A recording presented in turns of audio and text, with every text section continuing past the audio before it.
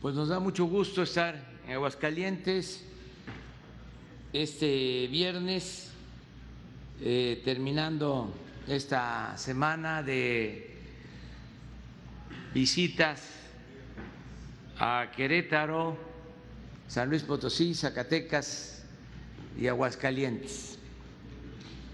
Vamos hoy de regreso a la Ciudad de México, de modo que vamos a informar sobre la situación de seguridad en Aguascalientes. Acabamos de terminar la reunión que se hace de lunes a viernes con el Gabinete de Seguridad y en este caso con los gobernadores y en particular aquí en Aguascalientes con el gobernador Martín Orozco Sandoval. Se está trabajando en Aguascalientes, como en todas las entidades federativas, de manera coordinada en este tema de la seguridad que es tan importante y se les va a dar a conocer cuál es la situación que prevalece en esta materia en Aguascalientes. Va a informar el gobernador Martín Orozco y también el general secretario Luis Crescencio Sandoval González, y posteriormente abrimos para preguntas y respuestas. De modo que escuchamos al gobernador.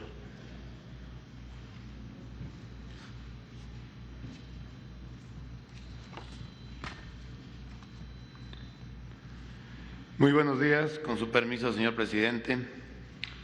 Es un gusto tenerlo nuevamente con nosotros en su casa, la tierra de la gente buena, el estado de Aguascalientes, donde siempre será bienvenido. De igual forma, damos la cordial bienvenida a todo su gabinete, a los secretarios. Muchísimas gracias por acompañarnos en este hermoso estado. Amigos de los medios de comunicación y demás invitados especiales. Señor presidente, el estado de Aguascalientes reitera su voluntad de avanzar con usted, con el Gobierno federal y las 32 entidades federativas, en la construcción de un país más próspero, seguro y sin desigualdades. Somos una gran nación que tiene todo para salir adelante y que estamos dispuestos a seguir aportando el talento de nuestros jóvenes, la visión de nuestros empresarios, la fuerza de cada mujer y hombre aguascalentense a favor de México. Está en una tierra de paz, que rechaza la violencia, que quiere lo mismo que usted, que se acabe la corrupción y la impunidad, porque son los males que abren la puerta del delito, a las injusticias y a los abusos de cualquier tipo. Evitemos los linchamientos mediáticos y cualquier otra forma que cause distorsiones en el auténtico Estado de Derecho, que nos distraigan en esta lucha sin cuartel contra los flagelos que lastiman a las familias y a la sociedad en general. Benito Juárez decía que el gobernante no debería de tener más bandera que la ley y que su brújula debería de ser la búsqueda de la felicidad común y la igualdad entre los ciudadanos. Juárez distinguía dos tipos de leyes.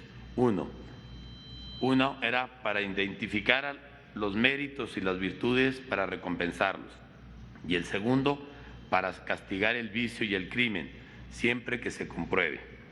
Por eso, al igual que Juárez y usted, señor presidente, en Aguascalientes creemos en la estricta aplicación de la ley para que nadie actúe por encima ni al margen de ella.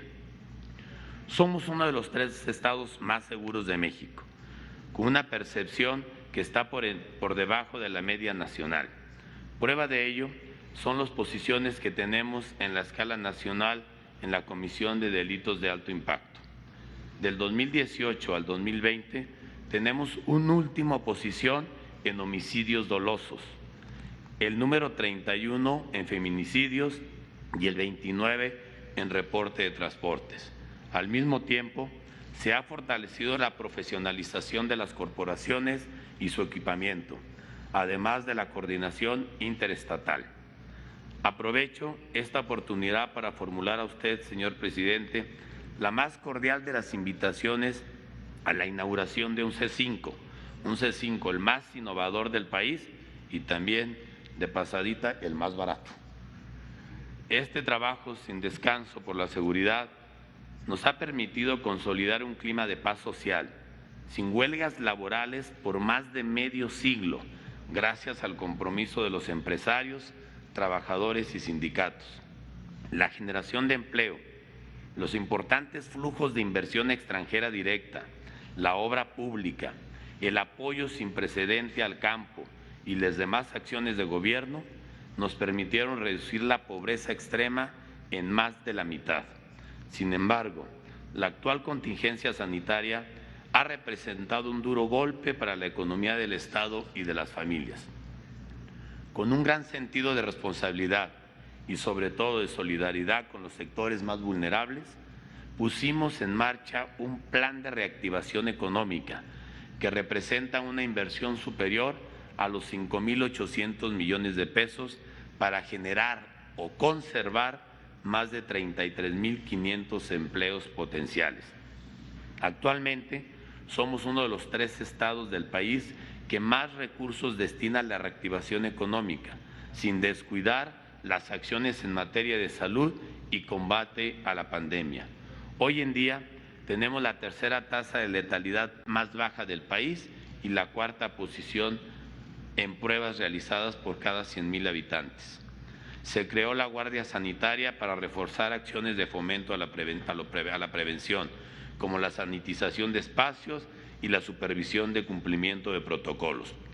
Así, de acuerdo con los datos más recientes, Aguascalientes registra una ocupación hospitalaria por el 33% solamente. Deseo expresar mi agradecimiento a la Sedena y a la 14ª Zona Militar por poner a disposición de los pacientes de COVID 20 camas para terapia intensiva y 30 de hospitalización general. Señor presidente, el Estado de Aguascalientes seguirá aportando su esfuerzo y la unidad y la confianza para México. Hemos coincidido en uno de los episodios más difíciles de nuestra historia, que exige la participación solidaria y responsable de todos para superarla. Sobre todo, un gran sentido de empatía hacia las familias que han perdido a su ser querido o su fuente de ingresos a causa de este enemigo invisible. Reiteramos la voluntad del pueblo y del gobierno de Aguascalientes para enfrentar juntos esta pandemia y los demás problemas nacionales. Esta mañana, en un marco de respeto y colaboración federalista, queremos solicitar el apoyo al presidente de la República para llevar a cabo un proyecto de agua seguro para el Valle de Aguascalientes. Usted lo conoce muy bien y en unos momentos lo platicaremos si me da la oportunidad.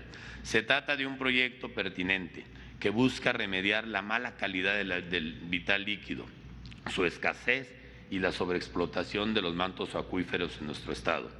El agua es un recurso estratégico para el desarrollo de México y aquí lo queremos cuidar. Como usted ve, señor presidente, en Aguascalientes tiene un firme aliado para transformar a México con la fuerza de la razón, los acuerdos y el valor de la paz. Sea nuevamente bienvenido, porque aquí siempre encontrará manos abiertas dispuestas a trabajar, no al enfrentamiento, sino a aquello que nos convierta en un país con libertades, derechos e igualdad para todos. Muchas gracias, bienvenido a un estado que hoy que vimos los indicadores de Aguascalientes, bueno, ahí mismo se hizo un comentario, en 40 minutos habíamos terminado por la tranquilidad, los números positivos que tenemos, pero siempre en coordinación con las Fuerzas Armadas, con la Guardia Nacional, con los policías municipales y un trabajo fuerte también con los vecinos de Jalisco y Zacatecas para mantener el orden y la tranquilidad en nuestro estado de Aguascalientes. Muchas gracias. Gracias. Con su permiso, señor presidente. Buenos días.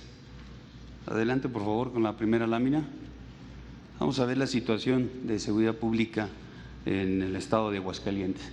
Aquí podemos observar 11 municipios con los que cuenta el estado, 1.3 millones de habitantes, 3 municipios que engloban al 80% de la población, que es Aguascalientes, Jesús María y Calvillo. Ahí está concentrada la población y obviamente, como lo vamos a ver adelante, es donde hay alguna presencia de delitos. La que sigue, por favor. En cuanto a las estadísticas de la incidencia delictiva, el Estado de Aguascalientes es el que aporta o que alimenta la estadística del Secretariado o del Ejecutivo del Sistema Nacional de Seguridad Pública con sus denuncias al 100%. De ahí que las estadísticas que vamos a ver son sumamente certeras en cuanto a la información que presentamos. Aquí vemos el homicidio doloso. En este delito tiene el 31 lugar el Estado y vemos una ligera baja en relación a lo que tiene del histórico, de la tendencia histórica de este delito. Todavía se está reduciendo más. Las cantidades son muy bajas. 10 eventos en junio, 8, 11, aquí baja a 6, no 4, 7, son cantidades sumamente reducidas de este delito aquí en el Estado. La que sigue, por favor. El narcomenudeo, este delito tiene un ligero incremento y su tendencia histórica ha ido a la alza. Ocupa el 5º lugar, es un delito en el que se han estado trabajando de manera conjunta el Estado como las fuerzas federales para reducir este delito, pero tiene un comportamiento aquí importante. Aquí a finales del año pasado tuvo una reducción sumamente fuerte, a principios de año se vuelve a subir y el trabajo que se ha estado realizando logra ahorita de alguna manera estabilizar y poder actuar en contra de este delito de manera eficiente. La que sigue, por favor. El robo de vehículos. El robo de vehículos tiene una tendencia a la baja. Aquí podemos observar en la estadística del acumulado, en el 2018 tuvieron 2.523 eventos de robo de vehículos, en el 19 1.642, una reducción importante, y en lo que va del 2020 únicamente 705 eventos. Adelante.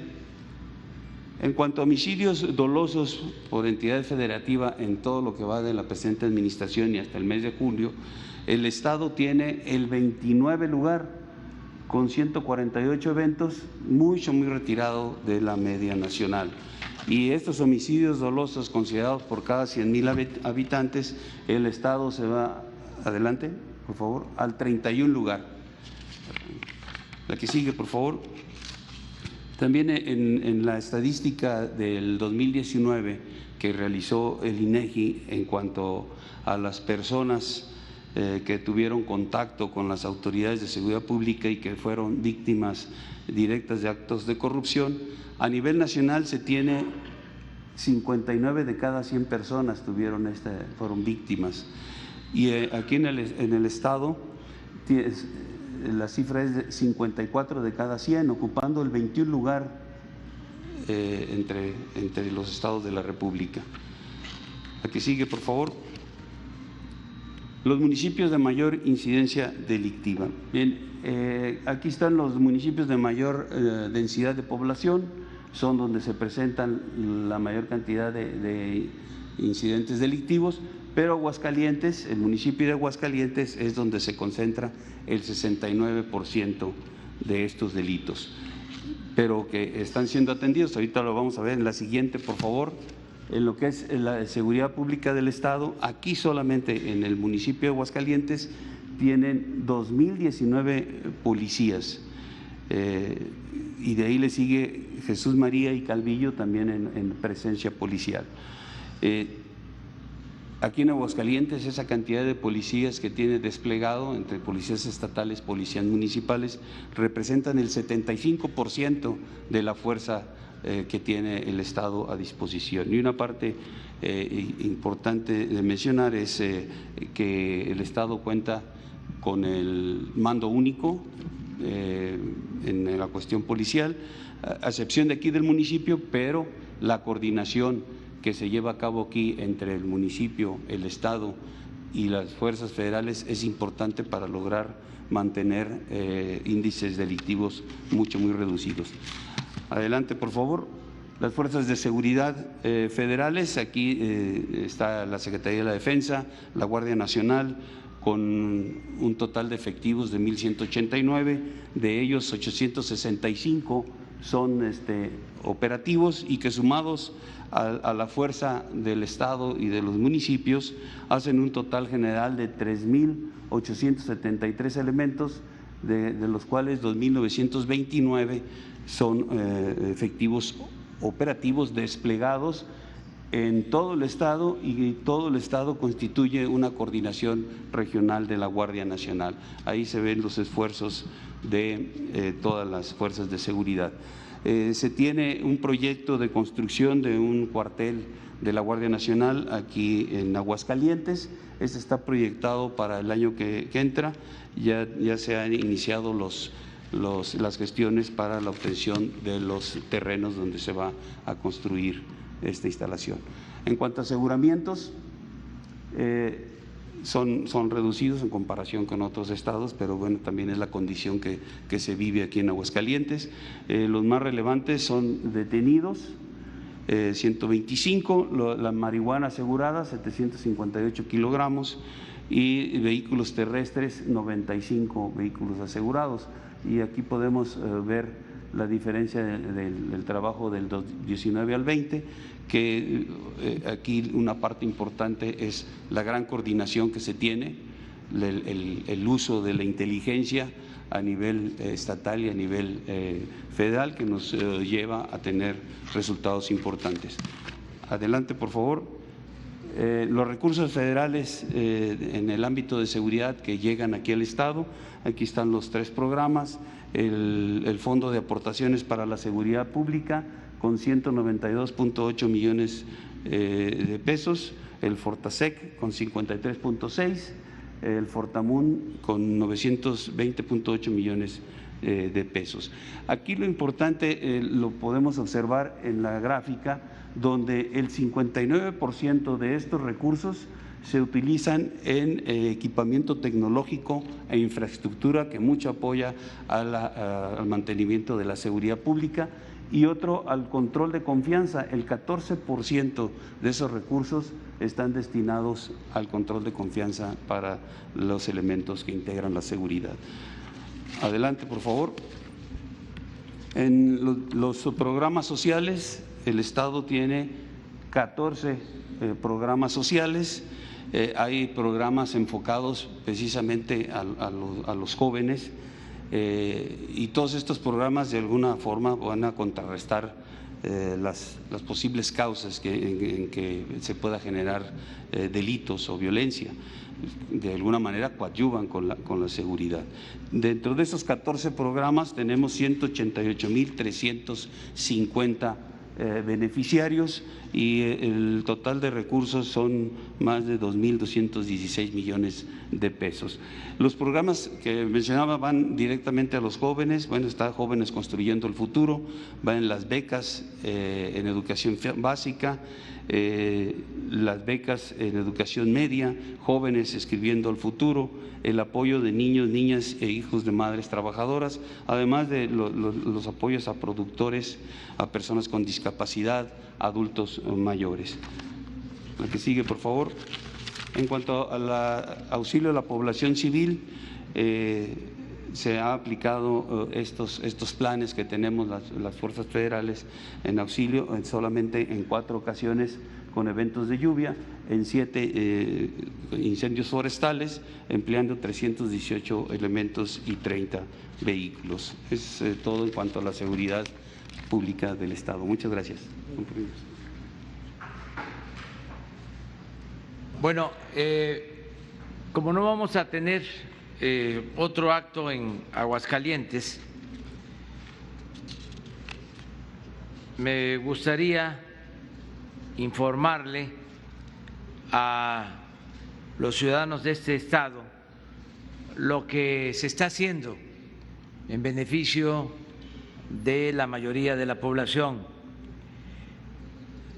En el caso de los jóvenes, como aquí se ha dicho, hay 3.820 jóvenes contratados trabajando como aprendices en el programa Jóvenes Construyendo el Futuro. Estos jóvenes obtienen un salario mínimo para capacitarse. También 3.069 alumnos del nivel superior, del nivel universitario, reciben una beca mensual de 2.400 pesos.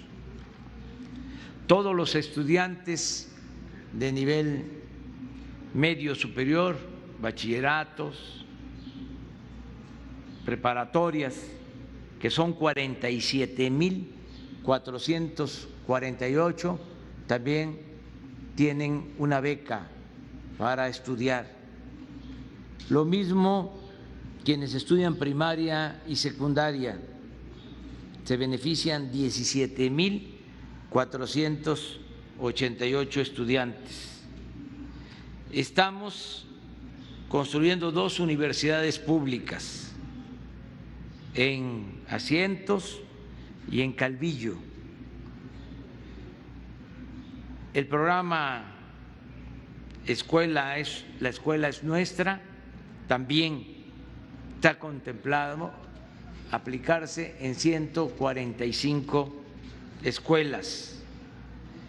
Reciben pensión como adultos mayores 73.927 personas. Y ya, como hemos venido diciendo, se les adelantó esta pensión hasta el mes de octubre. Solo falta cubrir noviembre y diciembre.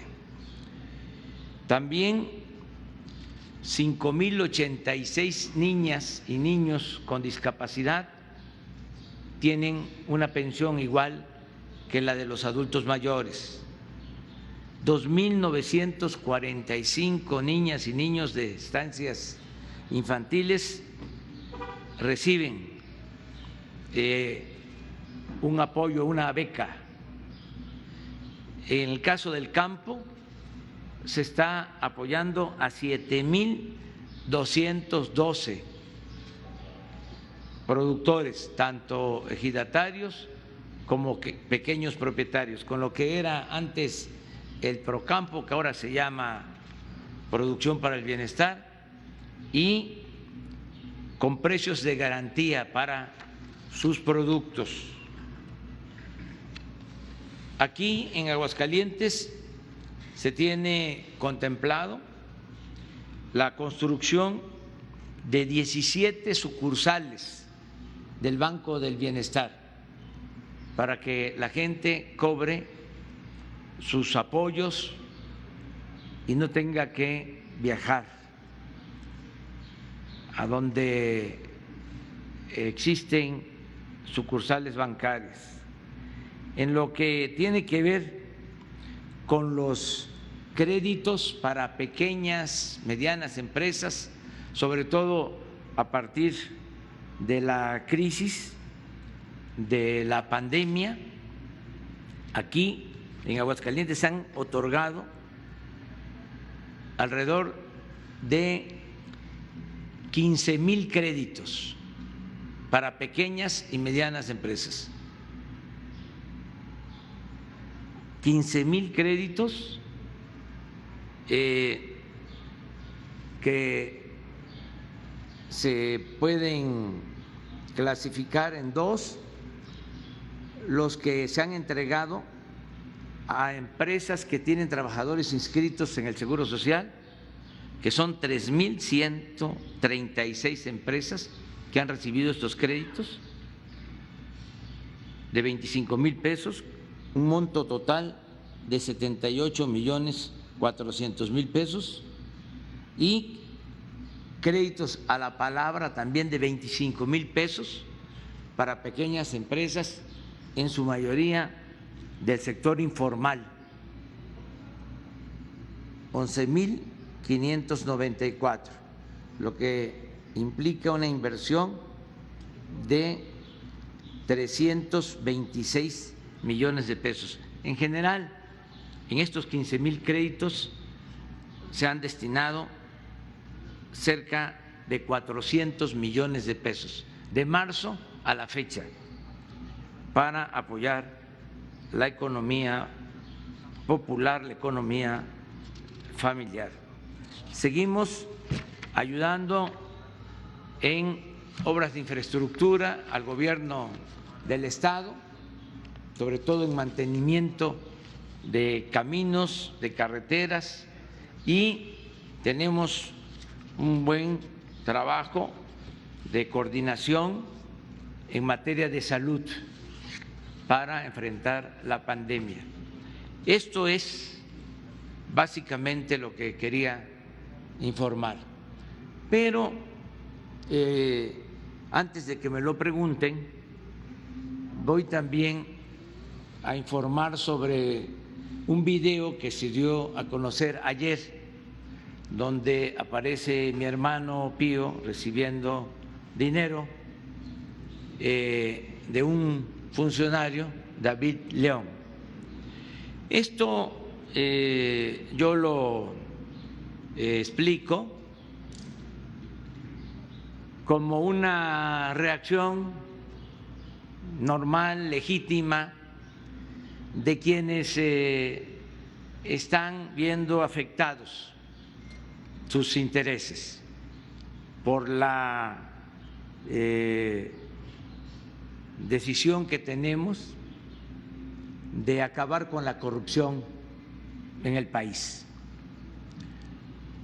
Como se están ventilando casos muy graves de corrupción, como es el caso del señor Lozoya, que ha implicado a expresidentes, a legisladores, a funcionarios públicos, y como también se está ventilando el caso del señor García Luna, que está siendo juzgado en Estados Unidos, acusado de haberse puesto al servicio del narcotráfico, de una banda de narcotraficantes, siendo secretario de Seguridad Pública del Gobierno Federal. Estos dos casos muy delicados, pues entonces nuestros adversarios buscan equiparar las cosas y decir todos son lo mismo.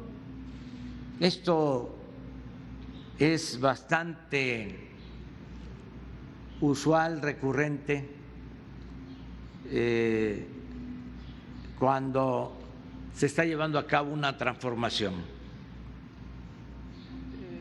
Eso se decía en las campañas, todos son lo mismo, todos son iguales. Pero no es así. No somos iguales. En este caso del video de mi hermano con David León, hay pues notorias diferencias con relación a los otros asuntos.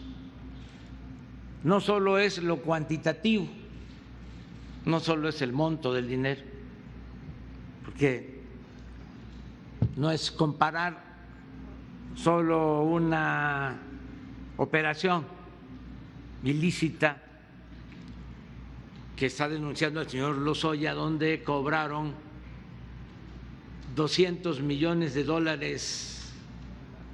de más en la venta de una planta chatarra, que esto que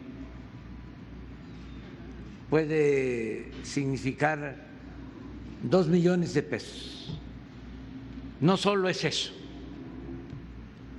es el fin de el hecho que se está ventilando. En aquel caso, en aquellos casos que los tienen muy molestos a nuestros adversarios, sin duda es extorsión, es mordidas para obtener de manera ilícita recursos públicos, es corrupción. En el otro caso, en el de mi hermano, don David León,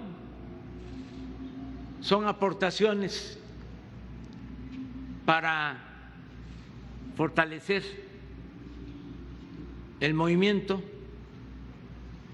en momentos en que la gente era la que apoyaba, básicamente. Nosotros hemos venido luchando durante muchos años y nos ha financiado el pueblo, como ha sucedido cuando se han llevado a cabo revoluciones para refrescar la memoria y hacer historia. La Revolución Mexicana se financió con la cooperación del pueblo. La Revolución Maderista costó alrededor de 700,000 pesos de aquellos tiempos. Tan es así que fue parte de los acuerdos cuando triunfa el maderismo en Ciudad Juárez, de que se tenía que devolver ese dinero a los que habían aportado para hacer la revolución. Aportaron para que se compraran armas, para que se publicaran manifiestos, para contratar abogados que liberaran a los presos injustamente detenidos. Y una vez que se establece el gobierno interino de De la Barra, se discute el tema en el Congreso y se resuelve devolver los 700,000 pesos a la familia Madero, a Gustavo Madero. Todas las revoluciones se hacen así, con la cooperación de la gente.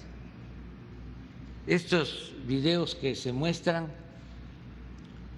para contextualizar también, son de 2015. En ese año habían elecciones en Chiapas y elecciones federales. Morena no ganó ni un distrito en Chiapas. Y de los 124 municipios de Chiapas, solo se ganó uno, municipio pequeño, del municipio de Chicoacén. Esos recursos, como se habla en el video, se utilizaban para la gasolina, para el apoyo de quienes trabajaban en la organización del movimiento. Y como él mismo lo afirma, David León contribuía de esa manera, consiguiendo esos fondos. ¿Cómo ayudaron muchos mexicanos. Yo puedo comentarles que a mí me apoyaba la gente. Había una cuenta abierta en un banco en Banorte, en donde depositaban dinero para mantenernos. Yo obtenía mi sueldo de esa forma y la gente depositaba ahí. Esto por años, hasta que nos clausuraron la cuenta. Primero la teníamos en otro banco, no era Banorte, y por represalias nos las cancelaron y le tengo que vivir agradecido al dueño de Banorte, finado ya,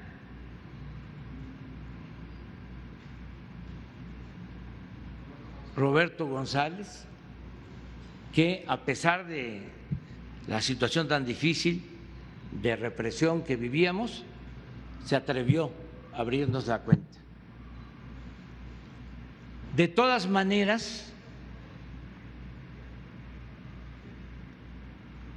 siempre he dicho de que debemos de acabar con la corrupción y con la impunidad. Y tenemos que actuar de manera consecuente. Esta revelación, estos videos que presentó Loret de Mola, deben de entregarse a la Fiscalía General de la República. Es decir, el señor Loret de Mola debe de presentar una denuncia, o los expresidentes o sus representantes, me refiero al presidente Peña Nieto, al presidente Calderón, al expresidente Salinas de Gortari, o los dirigentes de los partidos opositores, para que se inicie la investigación que corresponda. Aquí abro también un paréntesis para aclarar que no tiene nada que ver este video con la elección presidencial del 2018, para que no vaya a haber malas interpretaciones. Y que una vez presentada esta denuncia, se inicien las investigaciones, se llame a declarar a los implicados y se actúe legalmente. Cero corrupción, cero impunidad, sea quien sea. Lo he venido sosteniendo. Nada ha dañado más a México que la deshonestidad de los gobernantes, que la corrupción política. Por eso no debe haber impunidad para nadie. Lo dije en la toma de posición y lo he venido repitiendo. Si un familiar comete un delito, debe ser juzgado, sea mi hijo, mi esposa, mis hermanos, mis amigos, quien sea. Se acabó la impunidad. Yo no le voy a fallar al pueblo de México. Además, no voy a ceder en mi propósito de limpiar de corrupción al país, de desterrar la corrupción, de purificar la vida pública. Y si actúo como lo tengo que hacer, con integridad, con rectitud, voy a mantener siempre mi autoridad moral para tener autoridad política y, repito, desterrar la corrupción del país, que es el principal problema de México. Vamos todos juntos a terminar con la peste de la corrupción. Y el gobernante tiene que dar el ejemplo. No vamos a dar ni un paso atrás en este propósito. Quiero nada más, para terminar, recordar lo que escribí como recomendación a todos los servidores públicos hace poco, un memorándum que quiero volverlo a leer.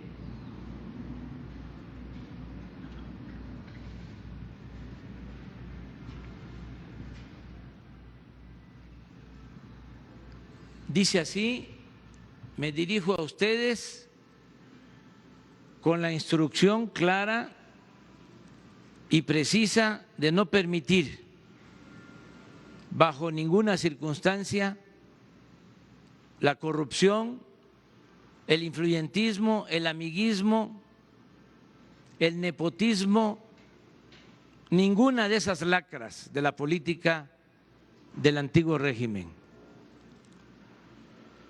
Todos estamos obligados a honrar nuestra palabra y cumplir el compromiso de no mentir, no robar y no traicionar la confianza de los mexicanos.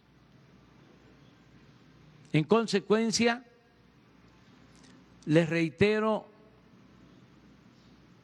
no acepto bajo ninguna circunstancia que miembros de mi familia hagan gestiones, trámites o lleven a cabo negocios con el gobierno en su beneficio o a favor de sus recomendados, entre comillas.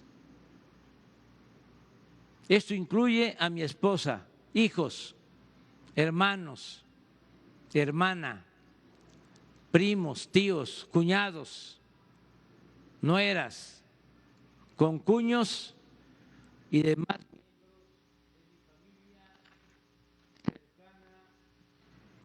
o distante.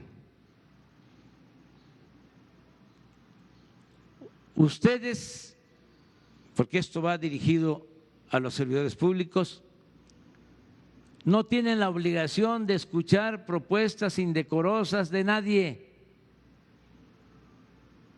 Y en el caso de mis familias, en el caso de mis familiares, ni siquiera de recibirlos en sus oficinas y contestarles el teléfono, nada de nada. Solo me resta decirles que de no cumplirse esta recomendación, se podría caer actos de deshonestidad y en la esfera del derecho penal. Este memorándum es de fecha 13 de junio de 2019 y lo he repetido ya en otra ocasión, en una mañanera como esta. Esto es lo que aplica y vamos adelante.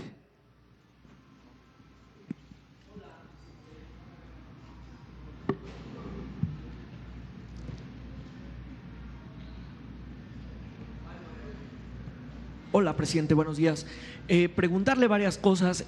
La difusión de estos videos que se hace ayer en un portal de internet no daña la imagen del gobierno, de este nuevo gobierno federal, no daña la imagen del presidente López Obrador.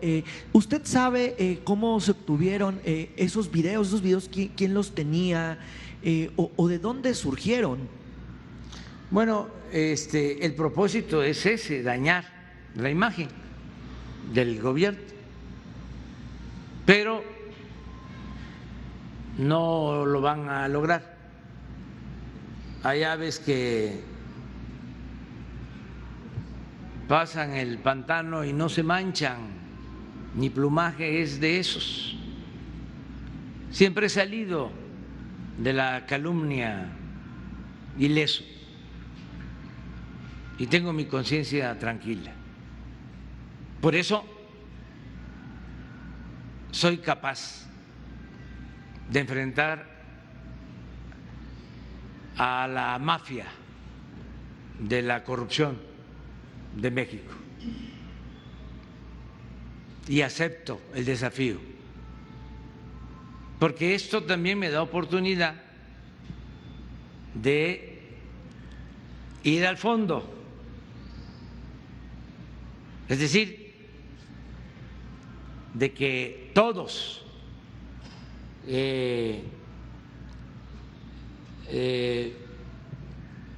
pasemos a escrutinio público, todos, nada de tecnicismos o de pruritos, la vida pública completamente pública. Entonces, esto me va a ayudar a que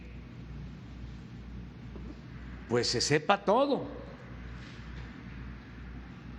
por completo, porque tienen que llamar a declarar a mi hermano, a David León, y llegar al fondo. Y lo mismo a los expresidentes.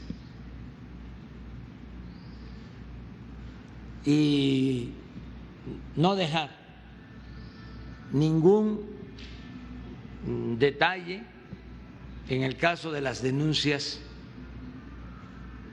contra Lozoya y contra García Luna.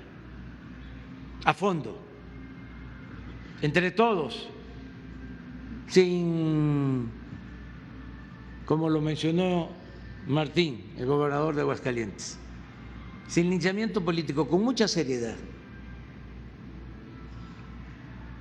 pero fuera máscaras, nada de hipocresía, transparencia completa, total. Yo sabía de estos videos. ¿Desde cuándo?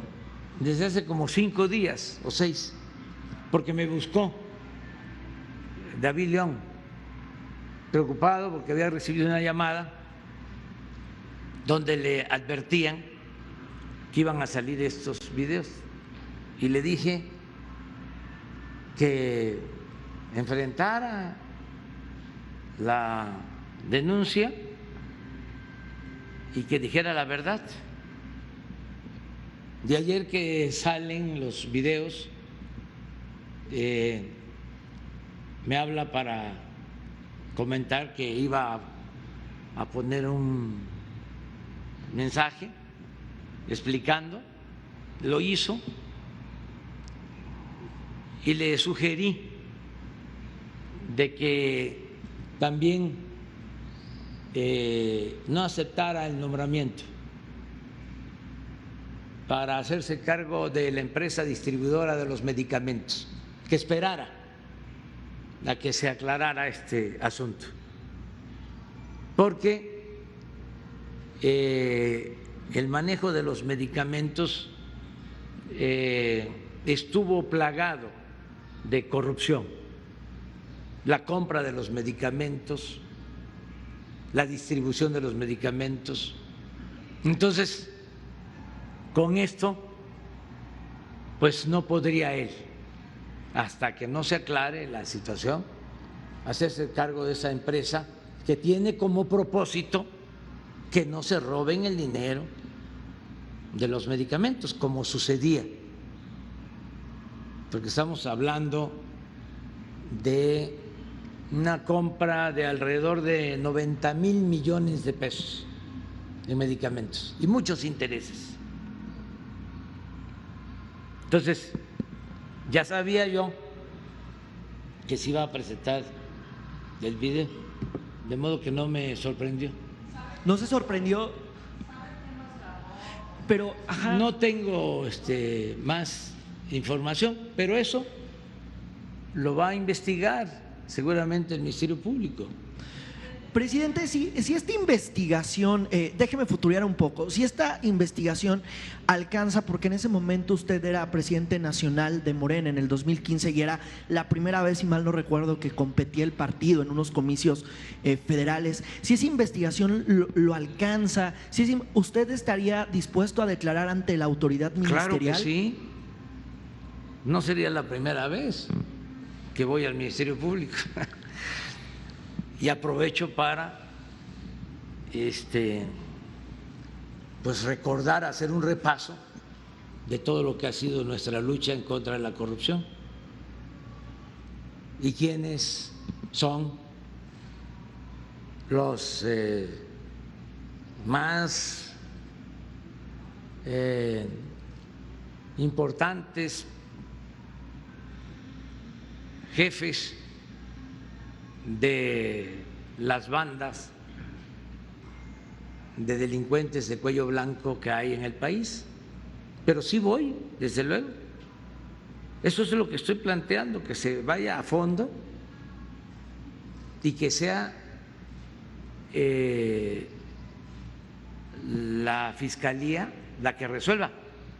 Y yo le recomendaría tanto a Pío como a David, con todo respeto, desde luego que ellos son libres, pero que no se amparen, que den la cara, porque yo tengo la experiencia cuando el éxodo, cuando el desafuero, bueno, hasta me pagaron la fianza, fueron a pagarme la fianza mis adversarios. Pero cuando ya alguien busca amparo o paga una fianza, es porque ya existe una sospecha. Y el que nada debe, nada teme. Entonces, no es porque yo sea presidente y aunque ya envié la iniciativa para quitar el fuero presidencial, como estoy protegido por el fuero presidencial, no voy a ir a declarar. Claro que voy a declarar o hago un texto y explico lo que tengo que ver con este caso. Gracias.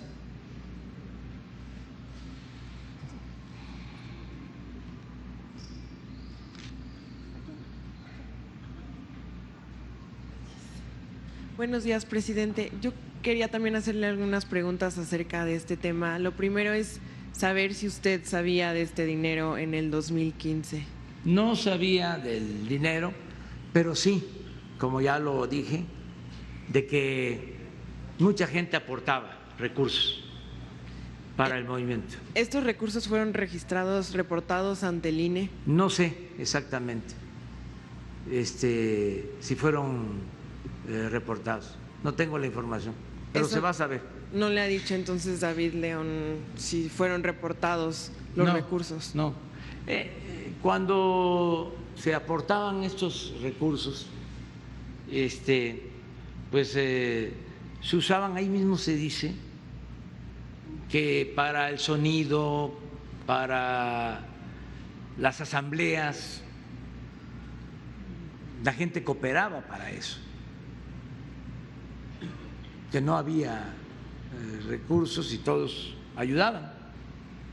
Y sí había gente que aportaba recursos, incluso gente muy humilde. Cuando teníamos la cuenta, mes con mes depositaba para mantener el movimiento. Entonces, lo que hay que ver en la investigación es el origen del dinero,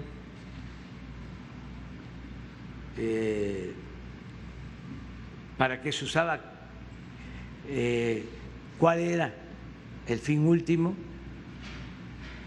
En el mismo video se habla, y esto lo quiero aclarar porque se dice: yo voy a ver a Marcelo, dice Pío, y se puede estar imaginando que es Marcelo Ebrard. No, Marcelo es el que entonces era dirigente de Morena en Chiapas, se llama Marcelo, maestro. Aclarar todo. Por ejemplo, el maestro Marcelo tiene que decir si Pío le entregaba esos recursos, para qué se usaban, a quién se les entregaban, porque estoy seguro que era para apoyar con gasolina a quienes ponían sus carros y ayudaban en el movimiento, pero que se aclare. ¿Y David León tendría también que aclarar de dónde viene ese dinero? Sí, desde luego. ¿Cómo lo obtenía? Él habla ayer de que amigos colaboraban, y lo creo, porque mucha gente ayudaba. ¿No era dinero de Manuel Velasco? Pues no,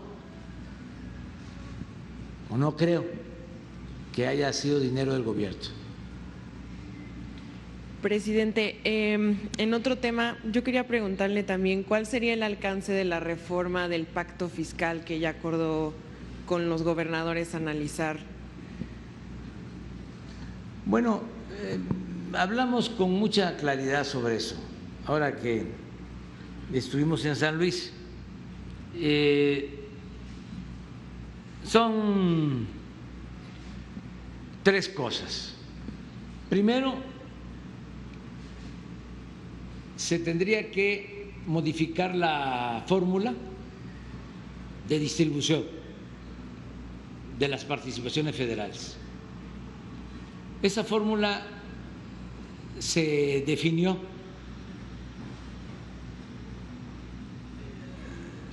de origen desde los años 80, pero se fue modificando. La última modificación se hizo en el sexenio pasado. Entonces, se tomaba en cuenta lo que aportaban las entidades federativas, era un parámetro. Se tomaba en cuenta el nivel de pobreza de los estados para el reparto y se tomaba en cuenta la población de cada estado.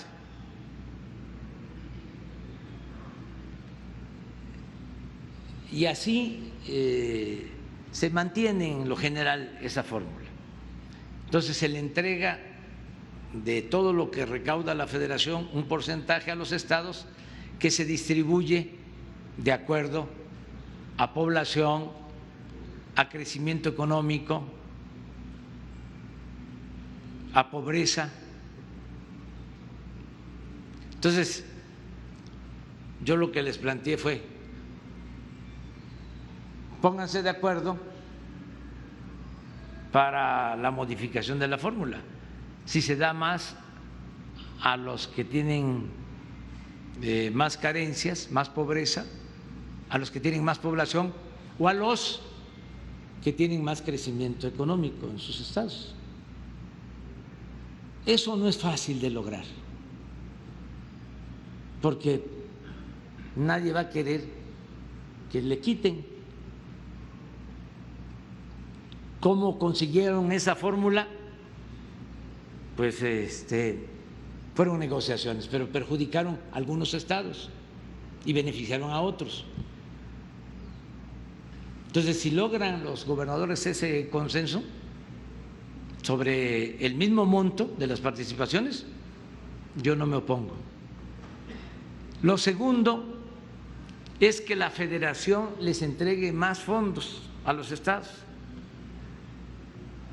Esa sería otra opción. Pero resulta que la federación no tiene recursos suficientes. Hay 4 grandes partidas del presupuesto nacional. Una es el pago de intereses de la deuda, que como creció mucho, también ha ido creciendo el pago de intereses de la deuda.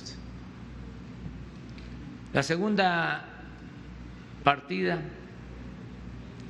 es la de el aumento en el pago de las pensiones de los trabajadores. También en los últimos 10 años ha ido creciendo. La tercera partida es la que tiene que ver con las participaciones federales, lo que la federación transfiere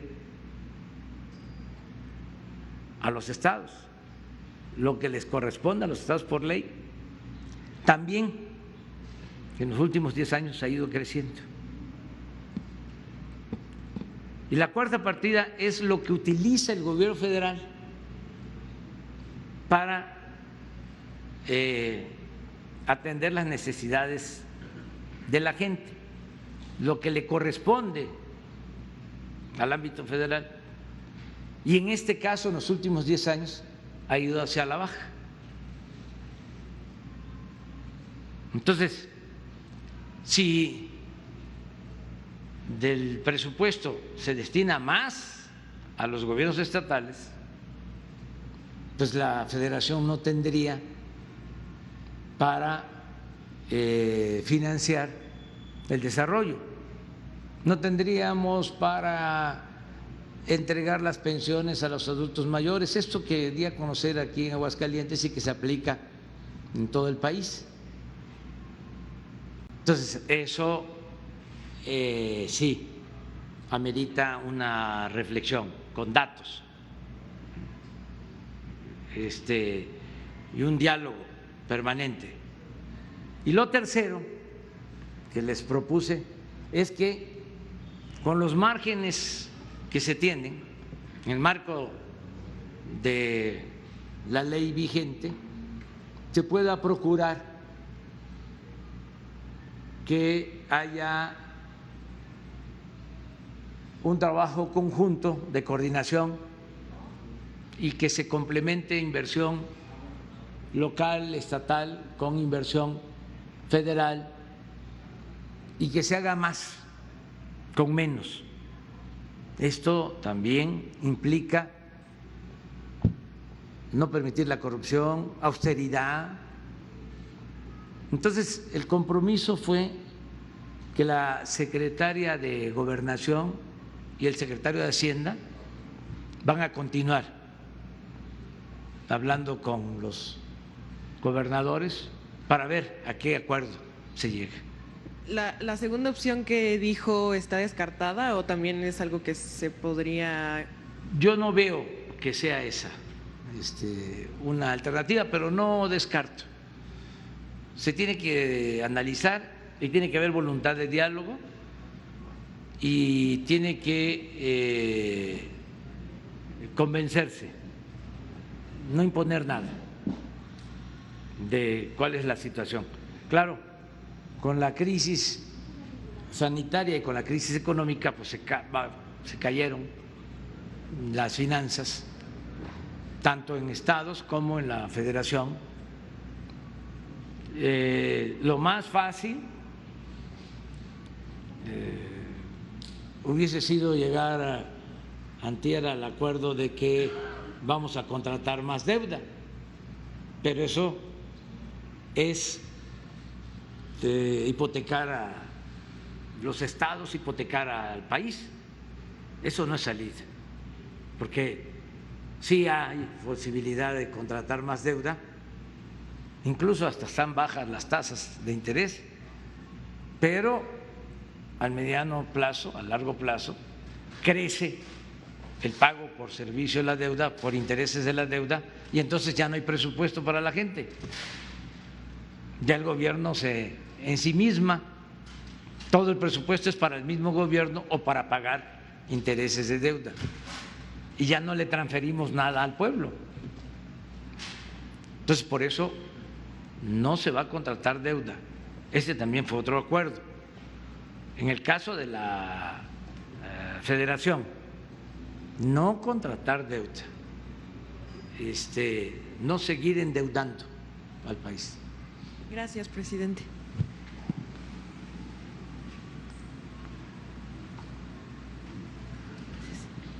Gracias, presidente. Buenos días. Preguntarle qué va a pasar con David León. Decía que en tanto no va a rendir protesta.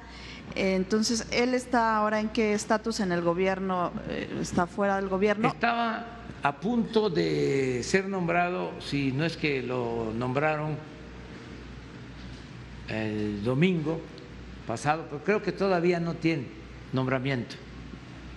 Ya estaba, ahora sí que avisado, preparado. Yo lo había presentado en una mañanera para que se hiciera cargo de esta empresa que es fundamental, porque es la distribución de los medicamentos. Yo siempre he dicho cómo llegan los refrescos, para no hablar de marcas,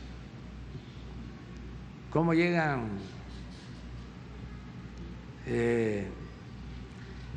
los alimentos empacados o golosinas hasta la comunidad más apartada. ¿Y cómo no vamos a poder lograr que lleguen los medicamentos? Para eso es esta empresa.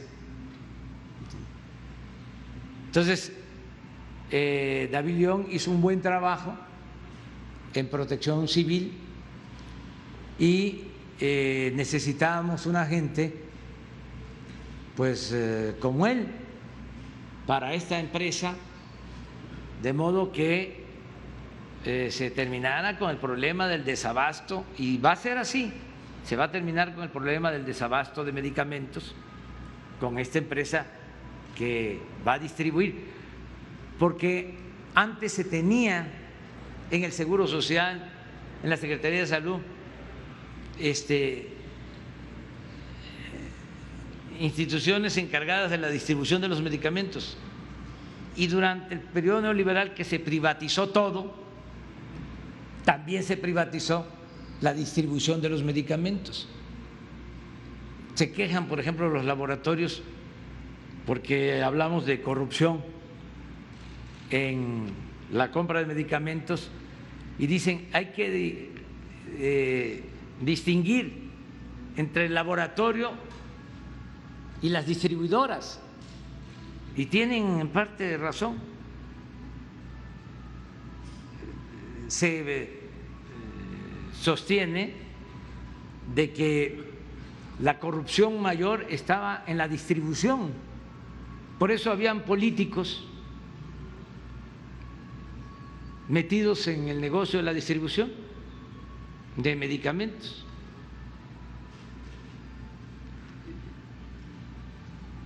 Entonces vamos ahora a buscar a otra persona, en tanto se resuelve el asunto, se ventila el asunto, se aclara y que David pueda quedar libre y limpio.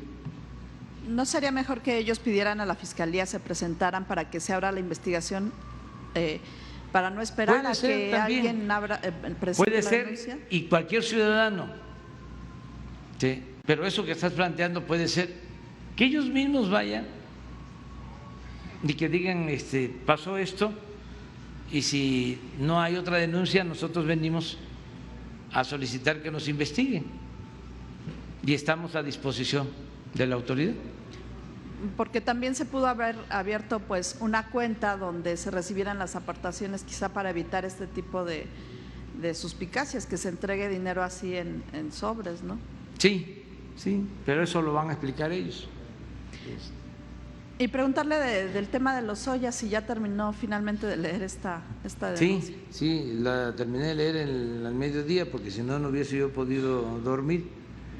Me hubiese dado pesadilla. No, está fuertísima. Ya terminé. Y hay cosas, vamos a decir, anecdóticas. Como lo del Ferrari. Lo de Ferrari, por ejemplo. O lo de la bolsa de la periodista. Pero hay cosas de fondo, como lo de etileno 21, o sea, el contrato que se le entrega a etileno 21 con un subsidio de 25%. Estamos hablando de cientos, si no de miles de millones de pesos. Hay que hacer la cuenta bien. Lo que hablábamos, lo que mencionábamos de la fábrica de fertilizante, que el mismo Lozoya, siendo director de Pemex, asegura que estaba convertida en chatarra, que llevaba 16 años parada,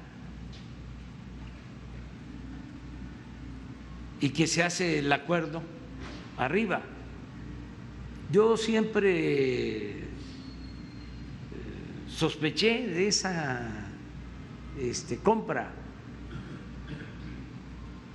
porque es un negocio de la cúpula, y aquí sí hay que decir, en abono a Lozoya, no podría llevar a cabo una compra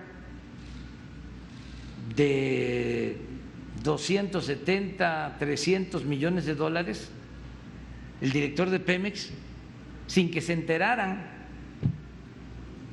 en Hacienda, por ejemplo.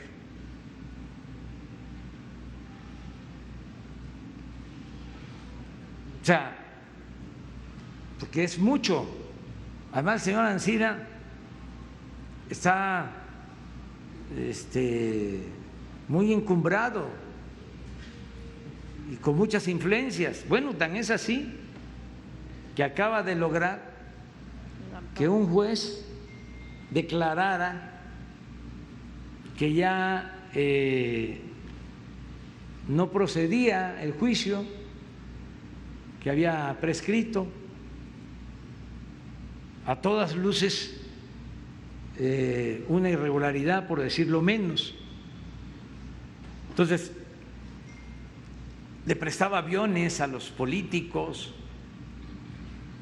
financiaba campañas. Entonces, esa operación es cuantiosísima. Yo en su momento dije que era el negocio más lucrativo que se había realizado en el mundo en los últimos tiempos, porque se habla de un costo real, y eso por el terreno y por el muelle, de cuando mucho 70 millones de dólares, y pagaron 370. O sea, estamos hablando de un sobreprecio de 300, otros dicen 200 millones de dólares,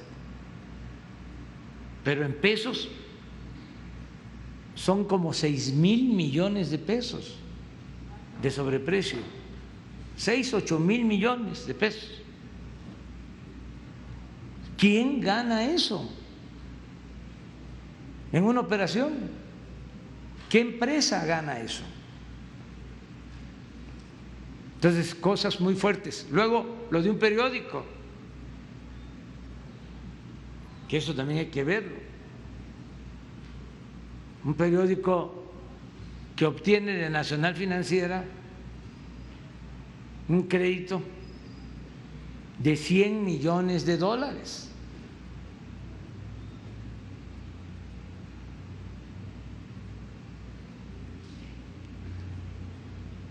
Hay que ver si es cierto. Entonces, sí hay materia, en este caso. Ahora la mayoría ya se están deslindando, la mayoría de los personajes ahí mencionados. ¿Pudo actuar solo Lozoya con este nivel Pero hay que de corrupción? esperar a que se termine la investigación y hay que tener confianza en la Fiscalía. Yo le tengo confianza a Alejandro Hertz, lo considero un hombre recto y sabe que es un momento histórico el que estamos viviendo.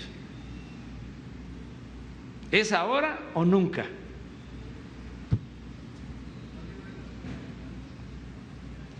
O sea, es la historia. Si no se limpia el país ahora, va a ser muy difícil. Si no limpiamos de corrupción. Y estoy seguro que él lo sabe y no se va a prestar a ninguna jugarreta. Y desde luego hacerlo con responsabilidad, sin persecución, sin venganzas, pero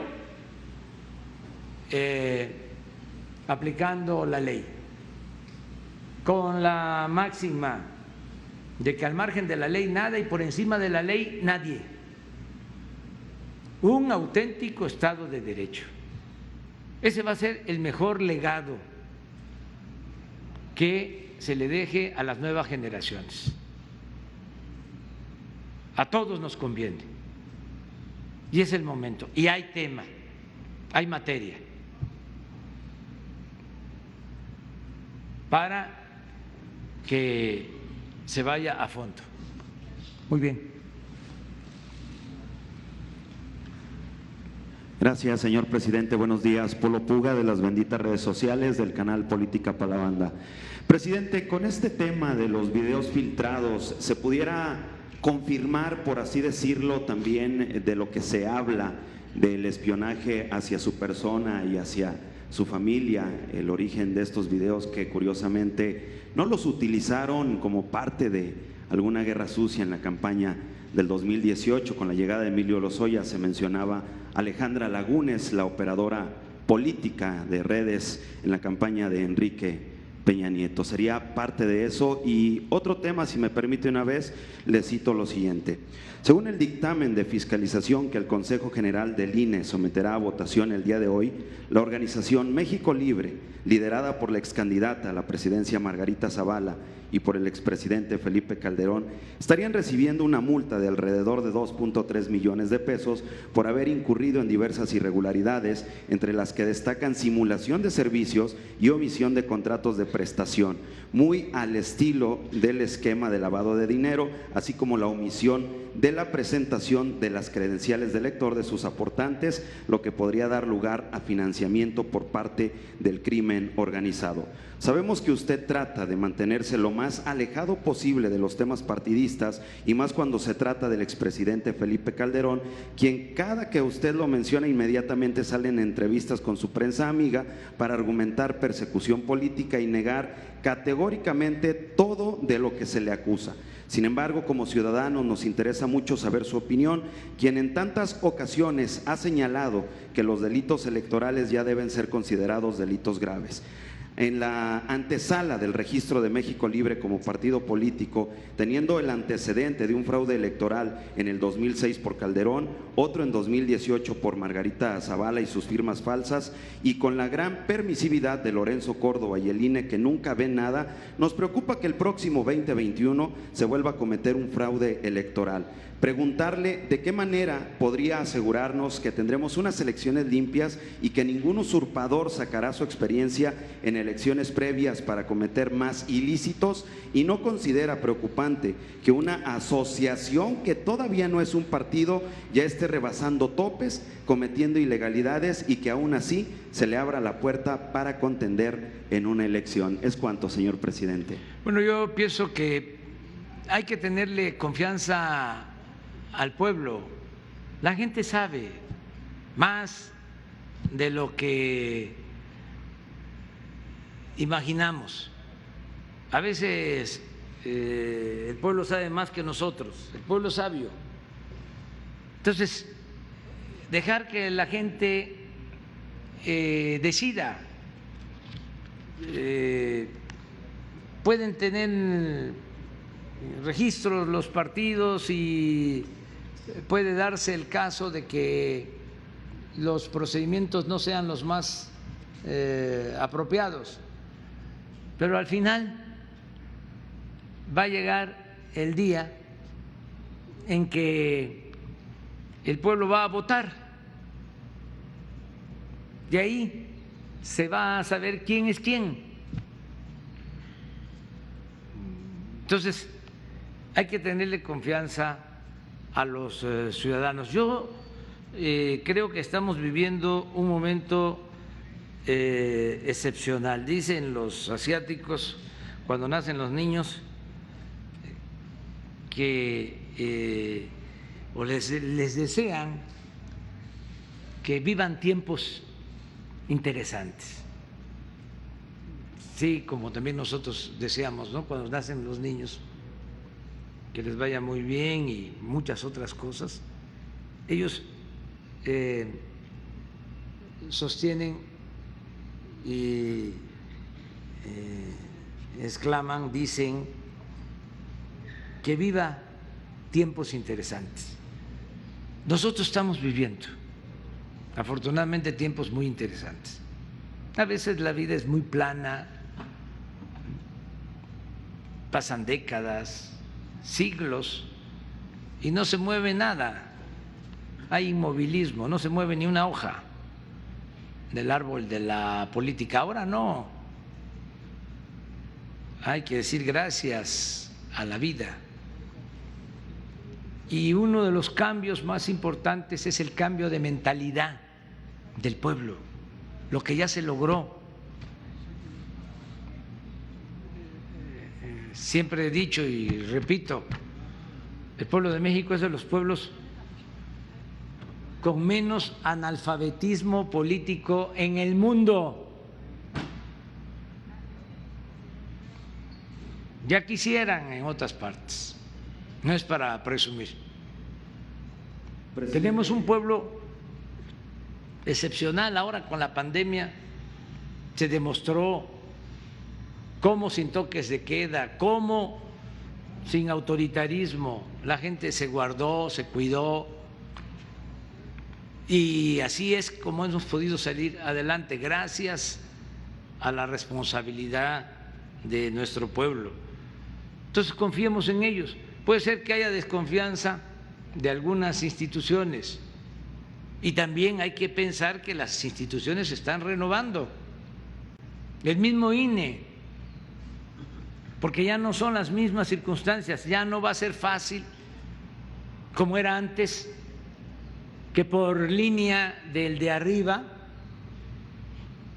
se otorgaran candidaturas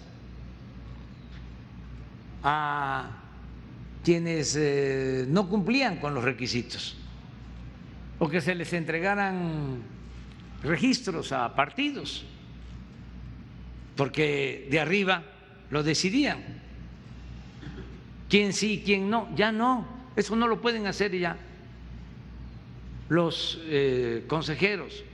Es lo mismo. Ahora me voy a meter un poco con respeto a que el Tribunal Electoral decide que el INE se haga cargo de la elección interna en Morena. Y algunos dicen, no, pues va a haber fraude. Yo digo, no, yo lo veo bien y tiene que haber autocrítica. ¿Por qué no se pusieron de acuerdo al interior?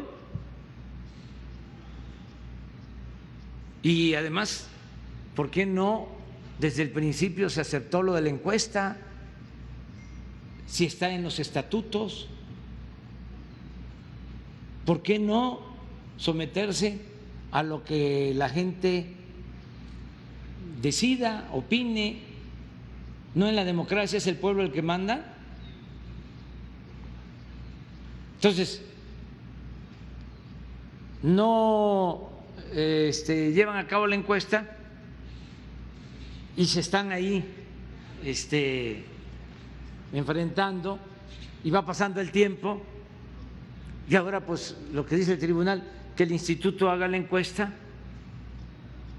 y yo no creo que el instituto se atreva a cambiar los resultados, a cucharear la encuesta, porque además todos tienen forma de encuestar, o sea que hay una encuesta, 2, 3 oficiales y puede haber supervisión o otras encuestas como testigo y no hay errores, de modo que son otras las circunstancias y debemos de pensar que se están renovando las instituciones. Miren lo que pasó ayer, cuando se iba a ver en México que un hombre tan influyente como Ancira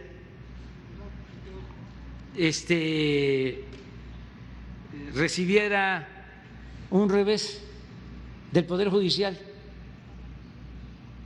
de la judicatura del Poder Judicial, que sanciona o suspende a un secretario de juzgado que resuelve que ya no se podía enjuiciar al señor Ancira. ¿Cuándo se había visto eso? Si estos eran los que mandaban en el Poder Judicial,